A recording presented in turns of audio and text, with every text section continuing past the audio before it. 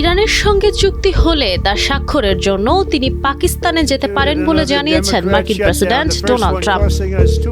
এএফপির এক প্রতিবেদনে এই তথ্য জানানো হয়। প্রতিবেদনে বলা হয়, গতকাল হোয়াইট হাউসের সাংবাদিকদের সঙ্গে আলাপকালে ট্রাম্প বলেছেন, তেহরান তাদের কাছে থাকা সমৃদ্ধ ইউরেনিয়ামের মজুদ হস্তান্তর করতে সম্মত হয়েছে। বর্তমানে দেশ দুটি ইসলামাবাদে পরবর্তী আলোচনার বিষয়টি নিয়ে চিন্তা ভাবনা করছে।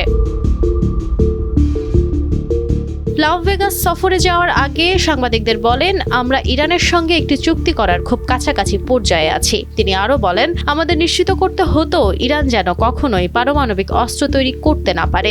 তারা এই বিষয়ে পুরোপুরি একমত হয়েছে। তারা প্রায় সব বিষয়ে রাজি হয়েছে। তাই তারা এখন আলোচনার টেবিলে বসলে পরিস্থিতির বড় পরিবর্তন হতে পারে।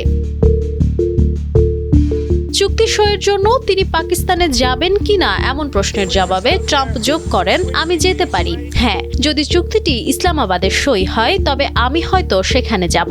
ইরানের সঙ্গে সম্ভাব্য শান্তি চুক্তিতে সহায়তা করায় পাকিস্তানের প্রধানমন্ত্রী শাহবাজ শরীফ ও সেনাপ্রধান আসিম মুনিরকে ধন্যবাদ জানিয়েছেন ডোনাল্ড ট্রাম্প। গত সপ্তাহে ভাইস প্রেসিডেন্ট জেডি ভ্যান্সের পাকিস্তান সফর সফল না হলেও হোয়াইট হাউস সেখানে দ্বিতীয় দফা আলোচনার পরিকল্পনা করছে বলে জানা গেছে। Nafisa Noyal, Times today.